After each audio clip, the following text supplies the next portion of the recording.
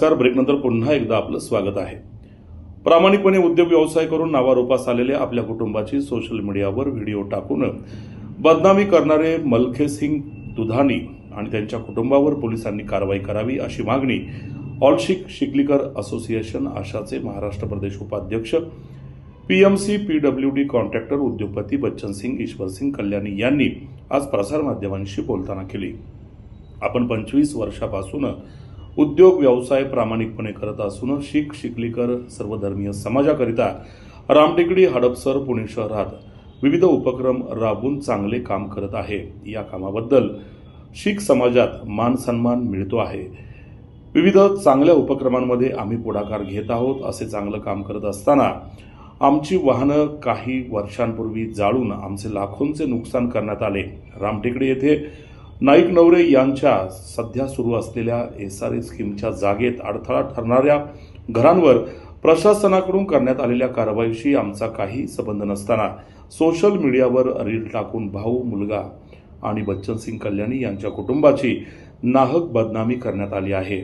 याबाबत वानवडी पोलिसांकडे तक्रार करणार असून पोलिसांनी सोशल मीडियावर व्हिडिओ टाकून केलेल्या बदनामीची चौकशी करून बदनामी करणाऱ्या लोकांवर कारवाई करावी अशी मागणी यावेळी बच्चनसिंग कल्याणी, बॉबीसिंग बच्चनसिंग कल्याणी, शिस्तोलसिंग ईश्वरसिंग कल्याणी यांनी प्रसारमाध्यमांशी बोलताना केली आहे.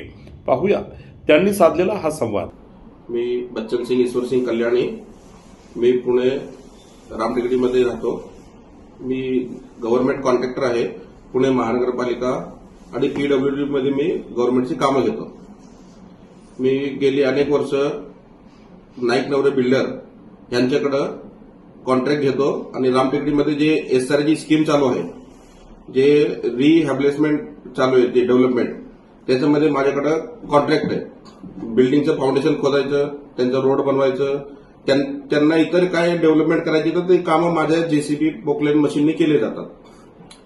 आता काल परवा तिथं एक अतिक्रमणाची कारवाई केली. SRA आणि महाराष्ट्र शासन आणि पोलीस संयुक्त कारवाई झाली. त्याच्यामध्ये बिल्डरची लोक, अजून पोलीस प्रशासन आणि SRAचे जे महाराष्ट्र शासनाचे जे लोक आहेत ते तिथे सोबत होते. त्यांनी ते कारवाई केली. जे पात्र लोक आहेत त्यांना बिल्डिंगमध्ये वरती घर दिलं जातं आणि जे अपात्र लोक आहेत त्यांना ते त्यांच्या नियोजनमध्ये बसवून त्यांची ते झोपडी पाडतात आणि त्यांना कुठं काय द्यायचे ते बिल्डर ठरवतात आणि SRAचे लोक ठरवतात. त्याच्यामध्ये काल आमच्या एका समाजाच्या नातेवाईकाने काही लोकांसोबत संगनमत करून मला आणि माझ्या मुलाला, माझ्या भावाला बदनाम करायचा प्रयत्न केला. त्यांनी आमच्यावर आरोप लावलेत की त्यांची घरं आम्ही तोडलेली आहेत. त्या माणसाची तिथं ऍक्च्युली घरं नव्हतेच. त्याच्या आईचं एक घर होतं, त्याला ते ठक्कर बिल्डरमध्ये मिळालेलं आहे. बाकी त्याची तिथं कुठली घरं नव्हती. त्यांनी असं इलिगल एक पत्र्याचा शेड मारून ताबा घेण्याचा प्रयत्न केलेला होता. त्या बिल्डरला आणि रामटेकडीमधल्या रहिवाशांना, प्रत्येक नागरिकाला माहिती आहे, पोलीस प्रशासनाला माहिती आहे.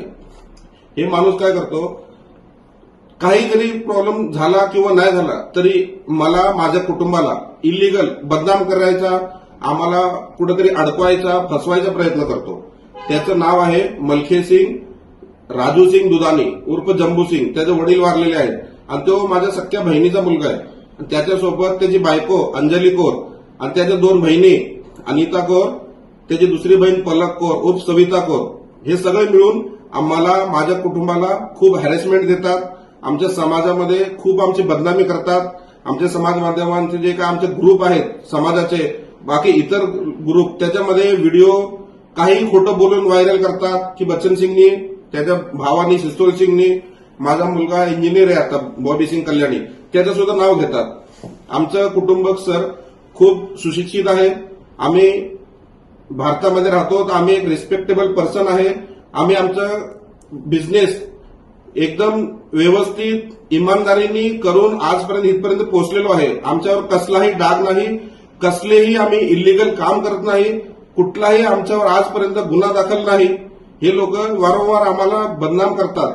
त्याच्यामध्ये स्पेशली मलखेसिंग राजूसिंग दुधानी, तो जो व्यक्ती आहे त्याला आमच्या इतर समाजांची लोक सुद्धा त्याला भडकवतात आणि तो असं व्हिडिओ बनवून समाज माध्यमांमध्ये व्हायरल करून आम्हाला बदनाम करतो.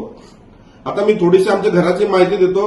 मी बच्चनसिंग, हा माझा मुलगा बॉबी सिंग. आता ह्याने सर इंजिनिअरिंग पास केलेलं आहे, बीई सिव्हिल, अजिंक्य डी वाय पाटील मधनं त्याला डिग्री मिळालेली आहे, तो इंजिनियर आहे. माझी ह्याच्यापेक्षा लहान मुलगी, त्याचं नाव किरण कौर आहे, त्यांनी नीटची एक्झाम 2 वेळा दिली सर. पहिली एक्झाम दिली त्याच्यामध्ये त्याला 450 पर्यंत मार्क मिळाले होते. आता जेव्हा नीटची एक्झाम झाली त्याच्यामध्ये परत त्यांनी पेपर दिला आणि पेपर देऊन त्याचा अजून रिझल्ट बाकी आहे. तिथं आम्ही त्याला डॉक्टरसाठी ऍडमिशन घेण्यासाठी आम्ही प्रयत्न करत आहोत. आमचं कुटुंब सगळं सुशिक्षित आहे. माझा भाऊ ईश्वर सिंग कल्याणी एवढा नीट अँड क्लीन आहे. आजपर्यंत कसलेच गुन्हे, कसलाच इलिगल काम त्यांनी केलेलं नाही. प्रोफेशनल पद्धतीने काम करून गव्हर्नमेंटची जीएसटी भरून आम्ही कामं करतो. आणि हे लोक आम्हाला बदनाम असं करतात की पोलिसात आम्ही अडकलो पाहिजे, आमच्या समाजामध्ये आमची बदनामी झाली पाहिजे. मी सिकलीकर समाजाचा आशा ऑल सिख सिकलीकर असोसिएशनचा महाराष्ट्र प्रदेशचा उपाध्यक्ष आहे. त्या माझ्या पदावर सुद्धा हे लोक जळतात की समाजामध्ये हा व्यक्ती मोठा होत गेलाय, ह्याची प्रतिष्ठा चांगली आहे. प्रत्येक बिल्डरांसोबत, कॉर्पोरेशनच्या अधिकाऱ्यांसोबत माझे चांगले संबंध आहेत. मी आमदार साहेबांना ओळखतो, मी नगरसेवकांच्या सोबत राहतो.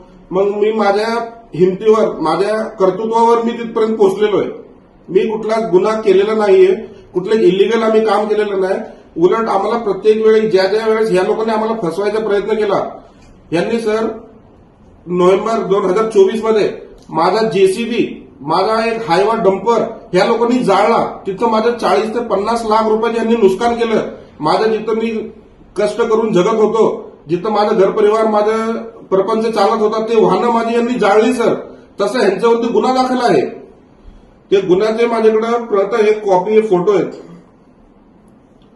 हे मलखे सिंग आणि त्याच्या बहिणी यांनी मिळून माझ्या गाड्या मशीन जाळलेले सर. माझ्या पोटावर यांनी अन्याय केला, माझ्यावर गदा आणलेली आहे. तरी पण यांच्यावर गुन्हा दाखल आहे.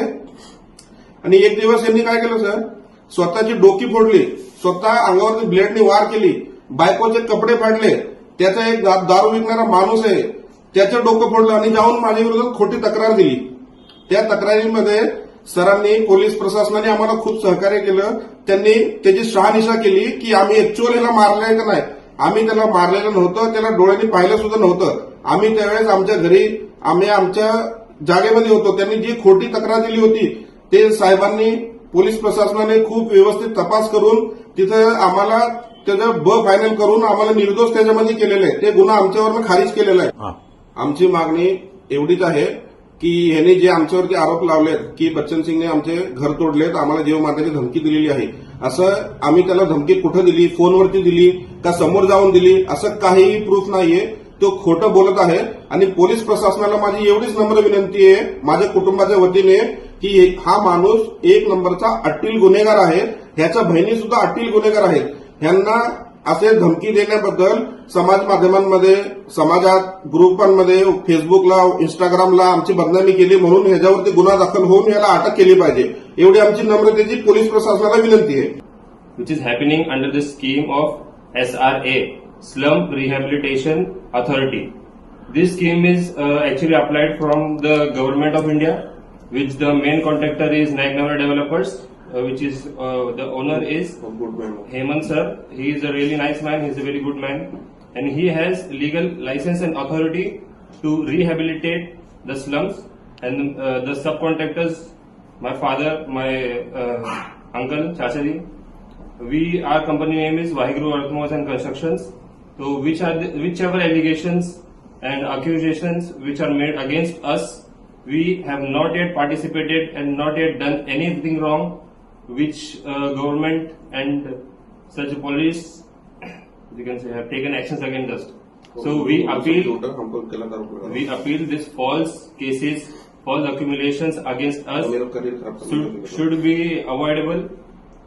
And this act has caused me and my family mental traumas and mental harassments, which can further lead to my future and my job application, which can result in my career. I appeal that government should take legal action against him. एसआरएचे घर पाडण्याची scheme जी चालू होती त्यामध्ये पीएमसीचे, महानगरपालिकेच्या सगळ्या machine होत्या, JCB वगैरे, तर त्यांनी सगळे ते घर वगैरे तिकडचे पाडले. जे एसआरएचे जे घर पाडायचे, आमचे त्यामध्ये काही संबंध नाहीये. जे मलखे सिंग जे आरोप लावतोय आमच्यावर ते सगळे खोटे आहे.